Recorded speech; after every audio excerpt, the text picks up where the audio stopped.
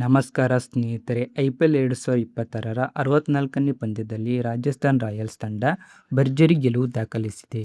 Lucknow super Giants ವಿರುದ್ಧ ನಡೆದ ಈ ಪಂದ್ಯದಲ್ಲಿ ಯುವ ದಾಂಡಿಗ ವೈಭವ್ ಸೂರ್ಯವಂಶಿ ಸಿಡಿಲಿನ ಬ್ಯಾಟಿಂಗ್ ಮೂಲಕ ಎಲ್ಲರ ಗಮನ ಸೆಳೆದಿದ್ದಾರೆ.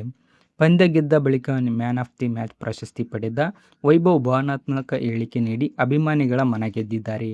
ಮೊದಲು ಬ್ಯಾಟಿಂಗ್ ಮಾಡಿದ ಲಕ್ನೋ ತಂಡ ಮಿಚೆಲ್ ಮಾರ್ಷ್ ಅವರ ಸ್ಫೋಟಕ 96 ರನ್ ನೆರವಿನೊಂದಿಗೆ 20 ಓವರ್ಗಳಲ್ಲಿ 220 ರನ್ಗಳ ಭಾರೀ ಮೊತ್ತ ದಾಖಲಿಸಿತು.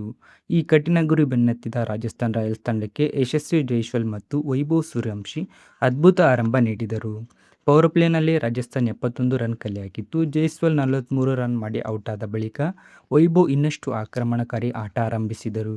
ಲಕ್ನೋ ಬೌಲರ್ಗಳ ಮೇಲೆ ಸಂಪೂರ್ಣ ಪ್ರಭುತ್ವ ಸಾಧಿಸಿದ ವೈಭವ್ ಮೈದಾನದ ಎಲ್ಲ ದಿಕ್ಕುಗಳನ್ನು ಸಿಕ್ಸರ್ ಹಾಗೂ ಫೋರ್ಗಳ ಸುರಿಮಳೆಗೈದರು. ಕೇವಲ 23 ಬಾಲ್ಗಳಲ್ಲಿ ಅರ್ಧಶತಕ ಪೂರೈಸಿದ ವೈಭವ್ ಕೊನೆಗೆ 38 ಬಾಲ್ಗಳಲ್ಲಿ 93 ರನ್ ಸಿಡಿಸಿ ಔಟಾದರು. ಅವರ ಇನ್ನಿಂಗ್ಸ್ನಲ್ಲಿ 10 ಭರ್ಜರಿ ಸಿಕ್ಸ್ ಹಾಗೂ 7 4 ಸೇರಿದ್ದವು. ಶತಕ ತಪ್ಪಿದರೂ ಅವರ ಆಟದಿಂದಲೇ ರಾಜಸ್ಥಾನ್ ತಂಡ ಪಂದ್ಯವನ್ನು ಸಂಪೂರ್ಣ ಹಿಡಿತಕ್ಕೆ ತಗೊಂಡಿತ್ತು.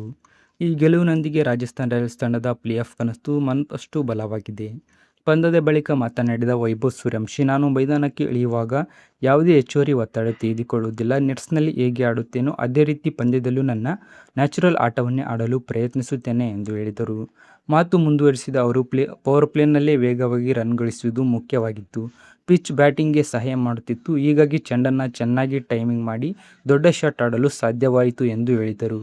ಇದೇ ವೇಳೆ ತಂಡದ ಕೋಚ್ ಮತ್ತು ಹಿರಿಯ ಆಟಗಾರರ ಬೆಂಬಲವನ್ನು ಮೆಚ್ಚಿದ ವೈಭವ್, ನನಗೆ ಸಂಪೂರ್ಣ ಸ್ವಾತಂತ್ರ್ಯ ನೀಡಲಾಗಿದೆ. ಹೊರಗಿನ ಮಾತುಗಳಿಗೆ ಗಮನ ಕೊಡಬೇಡಿ ಎಂದು ತಂಡ ನನ್ನ ಮೇಲೆ ನಂಬಿಕೆ ಇಟ್ಟಿದೆ ಎಂದು ಹೇಳಿದರು. ಕೊನೆಯಲ್ಲಿ ಭಾವನಾತ್ಮಕವಾಗಿ ಮಾತನಾಡಿದ ವೈಭವ್, ಇಂದು ನಾನೇ ಏನಾಗಿದ್ದರೂ ಅದಕ್ಕೆ ಕಾರಣ ನನ್ನ ತಂದೆ ತಾಯಿ. ಈ ಇನ್ನಿಂಗ್ಸ್ ಅವರನ್ನು ಸಮರ್ಪಿಸುತ್ತೇನೆ ಎಂದು ಹೇಳಿ ಎಲ್ಲರ ಮನ ಗೆದ್ದಿದ್ದಾರೆ. ಸೊ ಫ್ರೆಂಡ್ಸ್, ಇದರ ಬಗ್ಗೆ ನಿಮ್ಮ ಅಭಿಪ್ರಾಯನ ಕಮೆಂಟ್ ಮೂಲಕ ತಿಳಿಸಿ.